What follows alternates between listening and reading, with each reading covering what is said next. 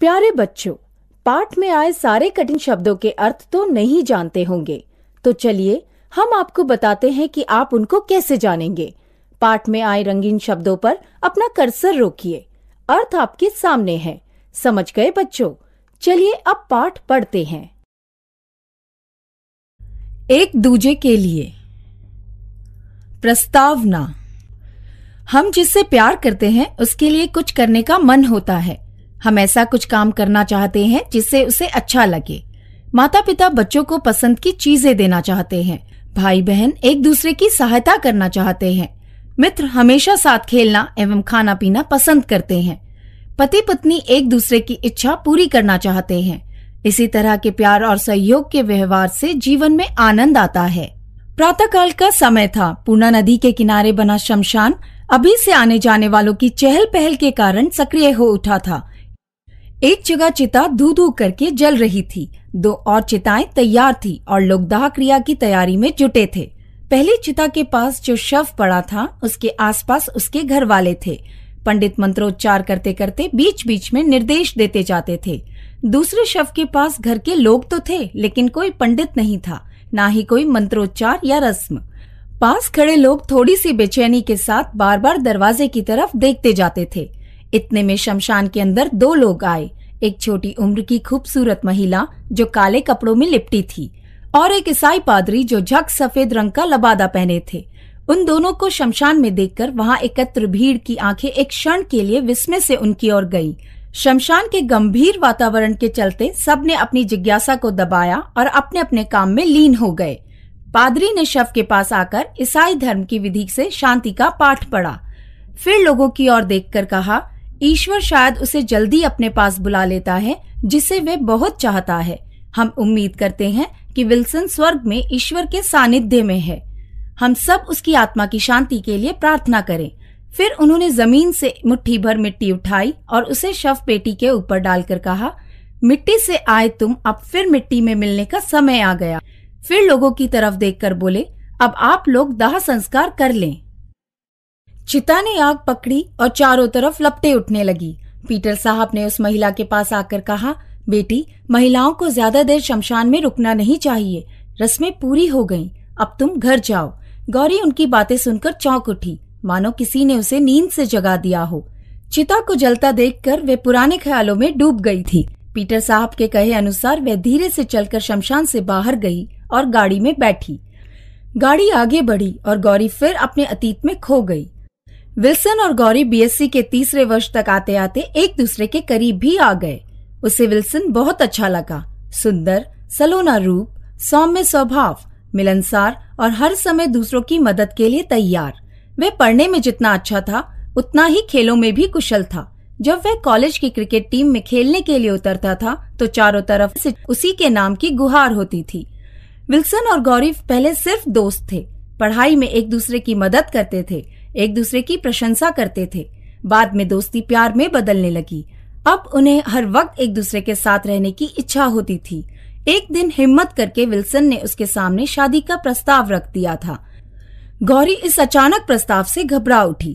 क्या वह अपने माता पिता से विल्सन के साथ विवाह की बात कर सकेगी? वह जानती थी कि पिताजी ईसाई परिवार में विवाह के लिए कतई तैयार नहीं होंगे। हर माँ बाप को यही लगता होगा कि लड़की दूसरे धर्म में शादी करके गई तो हमेशा के लिए हाथ से गई। उसकी माँ तो शायद जान ही दे दे। जब उसने विल्सन के सामने अपनी आशंका प्रकट की तो वह बोला, तुम किस युग में रह रही हो गौरी? मानवीय संबंध में धर्म, जाति आदि कैसे आड़े आ सकते हैं? तुम नए युग की नारी हो, क्यों अपनी पुरानी मान्यताओं में जकड़ी हुई हो? गौरी बोली, हम लोगों के धर्म में अंतर तो है ना, क्या इससे कठिनाइयां पैदा नहीं होंगी? विल्सन, अगर मन में प्यार हो तो कोई कठिनाई नहीं है। जहाँ धर्म के नाम पर लोग अपना स्वार्थ देखते हैं तो सारी कठिनाइयां पैदा होती हैं। चाहे हिंदू हो या ईसाई, हम सब एक ही ईश्वर को मानते हैं जो सृष्टि का विधाता है, सृष्टि का नियामक है। जब हम सब एक ही पिता की संतान हैं तो झगड़ा किस बात का? गौरी, दर्शन की बातें तो ठीक हैं, उन्हें व्यवहार में कैसे उतारें? मुझे ईसाई बनना पड़ेगा और अपना धर्म छोड़ना पड़ेगा, यह हो सकेगा? विल्सन ने तुरंत जवाब दिया, यह बात भी मेरी समझ में नहीं आ रही है। किसने कहा कि शादी के बाद लड़की को अपना धर्म छोड़ना पड़ेगा? तुम अपने भगवान की पूजा वैसे ही करती रहो जैसे पहले करती थी। प्यार सच में देने का नाम है। हम एक दूसरे का साथ देंगे। मैं तुम्हारे भगवान को समझने का यत्न करूंगा। तुम चाहो तो हमारे ईश्वर को समझने की कोशिश कर सकती हो। गौरी, हम दोनों की बात सही है, लेकिन संतान के सामने समस्याएं नहीं आएंगी। विल्सन, नहीं, बच्चे दोनों धर्मों के त्योहार मनाएंगे तो उन्हें मजा ही आएगा ना। हम उन्हें किसी एक धर्म से नहीं बांधेंगे, दोनों धर्मों की बातें सिखाएंगे। लड़का ना एडवर्ड होगा ना शिव शंकर। हम उसे धर्म से अलग नाम देंगे, राजा। गौरी ने हंसते हुए पूछा, लड़की हो तो रानी? विल्सन शरारत भरी मुस्कुराहट के साथ बोला, रानी तो मेरे लिए तुम ही हो, यह नाम और किसी को नहीं दूंगा। गौरी ने विल्सन से विवाह की बात छेड़ी तो करुणाशंकर जी बहुत नाराज हुए। उन्होंने तीव्र क्रोध के स्वर में कहा, हम कितना विश्वास करते थे तुम पर, तुमने हमारा विश्वास तोड़ा है। गौरी बोली, मैंने कोई गलत काम नहीं किया है। विल्सन ने विवाह का प्रस्ताव किया और मैंने आपको वह बात बता दी। पिताजी ने तपक कर पूछा, कुछ किया नहीं तो अब करने वाली हो ना? तुम इसलिए तो ये बात कह रही हो कि हम तुम्हें विल्सन से विवाह की अनुमति दे दे। ये कतई नहीं होगा हमारे जीवित रहते हुए। गौरी ने उन्हें बहुत समझाया, विल्सन से हुई सारी बातें बताई। संयोग की बात है कि माँ ने उसका पक्ष लिया। उसे डर था कि माँ दुख के सागर में डूब जाएगी और जान देने को तैयार होगी। आश्चर्य की बात है कि माँ ने उसका पूर्ण समर्थन किया। माँ बेटी को एक होते देखकर अंततः पिता को भी मानना पड़ा। फिर भी मन के किसी कोने में उनका यह विश्वास था कि हिंदू और ईसाई का विवाह हो नहीं सकता, और होगा तो टूट जाएगा। इस विचार से प्रेरित होकर उन्होंने सोचा कि शादी में विलंब होगा तो यह रिश्ता अपने आप ही टूट जाएगा।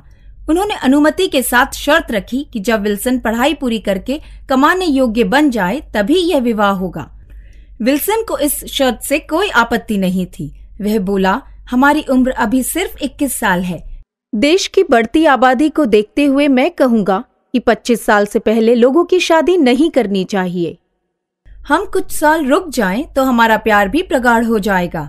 मुझे तो यही खुशी है कि हमारे दोनों परिवार इस संबंध के लिए राजी हो गए। गौरी कुछ बोली नहीं, वह आनंद के सागर में गोते लगाती रही। बीएससी की परीक्षा का परिणाम निकला। दोनों को 80% के आसपास अंक मिले थे। विल्सन को जीव विज्ञान में 90% अंक मिले थे। गौरी ने अर्थशास्त्र में एमए करने का फैसला किया। विल्सन ने मेडिकल की प्रवेश परीक्षा दी। वह प्रवेश परीक्षा में अच्छे अंकों से पास हुआ। इस आधार पर उसे मणिपाल में एमबीबीएस में छात्रवृत्ति के साथ प्रवेश भी मिल गया। वह 4-5 वर्ष के लिए दूर चला जाएगा, यही गौरी को सालने लगा था। विल्सन ने उसे समझाया, दूर होने पर प्यार बढ़ता है। वैसे भी हमने निर्णय किया है कि 5 साल बाद ही शादी करेंगे, फिर दुख किस बात का। हम दूर हैं, फिर भी हमारे बीच कोई दूरी नहीं रहेगी। इंटरनेट पर बात करेंगे, ईमेल से पत्र व्यवहार करेंगे और साल में एक बार तो आऊंगा ही। तुम चिंता क्यों करती हो? समय तेजी से बीतने लगा। विल्सन एमबीबीएस के 5वें वर्ष में पहुंच गया था। गौरी ने एमए की पढ़ाई पूरी करके स्थानीय डिग्री कॉलेज में प्राध्यापक की नौकरी प्राप्त कर ली। जब भी विल्सन छुट्टियों में घर आता, वे दोनों शहर घूमने के लिए साथ जाते। विल्सन के माता पिता गौरी को बहुत प्यार देते और घर आने पर उसका बहुत सत्कार करते। करुणाशंकर और उनकी पत्नी भी विल्सन की बातें सुनकर प्रसन्न होते। मॉल में साथ घूमते हुए विल्सन ने एक जगह राधा और कृष्ण की सुंदर मूर्ति देखी। उसने कहा, गौरी, अगले महीने तुम्हारा जन्मदिन है ना? सोचता हूँ कि मैं तुम्हारे जन्मदिन के उपहार के रूप में यह मूर्ति अभी से ले लूं। मुझे यह युगल मूर्ति बहुत सुंदर लगती है। गौरी बोली, ईसाई हो, तुम्हें मूर्ति पूजा से परहेज होना चाहिए। देवताओं की मूर्ति क्यों खरीद रहे हो? विल्सन ने उत्तर दिया, यह सच है कि कृष्ण और राधा की मैं उपासना नहीं कर सकता, लेकिन तुम्हें विश्वास है और मैं उस विश्वास का आदर करता हूँ। फिर कुछ सोचकर बोला, कृष्ण और राधा का प्रेम हम सबके लिए एक मिसाल है ना? जैसे यीशु त्याग और करुणा के प्रतीक हैं, वैसे कृष्ण प्यार और धर्म के प्रतीक हैं। हमें सभी धर्मों में जो अच्छी बातें हैं उन्हें ग्रहण करना चाहिए। धर्म तो यही सिखाता है ना कि हम प्यार से रहें और जितना हो सके सेवा करें। गौरी ने कहा, ये सब दर्शन की बातें हैं, व्यवहार में कैसे लाओगे? विल्सन कुछ सोचकर बोला, सेवा और परोपकार की बात ले लो। मेडिकल शिक्षा ने हमें कई अच्छी बातें सिखाई हैं। अगर मैं मर जाऊं तो मैं चाहूंगा कि मेरे शरीर के अंग दूसरों के काम आ जाएं, हृदय, आंखें, गुर्दे आदि। हिंदू धर्म से मुझे यह भी प्रेरणा मिली है कि मृत शरीर को दफनाया ना जाए, बल्कि उसका दाह संस्कार किया जाए। शव को गाड़कर रखने में मुझे कोई लाभ नहीं दिखाई देता। गौरी अवाक होकर उसकी बातें सुनती रही और वह बोलता गया तो उसके चेहरे पर दुश्चिंता की कालिमा सी छाने लगी। उसने विल्सन के होठों पर उंगली रखकर कहा, यह क्या तुम मौत की बात छेड़ बैठे हो? उसके लिए बहुत समय है। अभी अपने भविष्य की जीवन की बातें सोचो। वह सच में अपने सुखद भविष्य की कल्पना में कोई बाधा नहीं चाहती थी। सवेरे फोन की घंटी बजी और गौरी ने ही फोन उठाया। उधर से भरे गले से पीटर साहब की आवाज सुनाई दी, बेटी गौरी, मैं तो बर्बाद हो गया, मेरा सब कुछ छिन गया।